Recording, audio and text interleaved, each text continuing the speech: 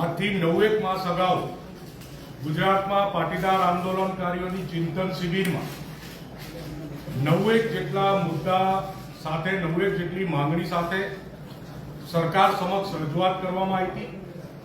એમાંની ઓનલાઈન ગેમલિંગ ઉપર પ્રતિબંધ સહિતની 7 જેવી માંગણીઓ ગુજરાતની સરકારે અને કેન્દ્ર સરકારે પૂર્ણ કરી દીધી હતી।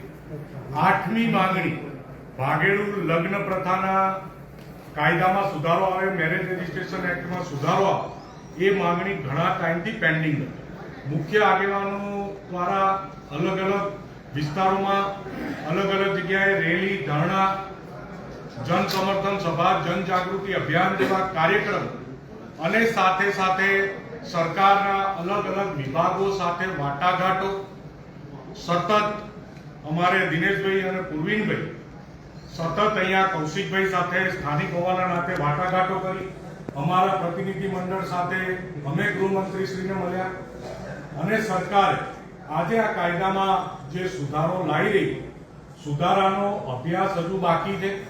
જે પણ સુધારો આવશે એનો સર્વવ્યાપી અભ્યાસ કરીશું। સાથે સાથે સરકારે 30 દિવસ જેટલા સજેશનના સૂચનના પણ સમય આપ્યા છે। 30 દિવસ સુધી અલગ અલગ વિસ્તારોમાંથી અલગ અલગ આગેવાનો પાસેથી અમે સૂચનો અને સલાહ પણ મંગાવીશું અને સરકારમાં સબમિટ કરીશું।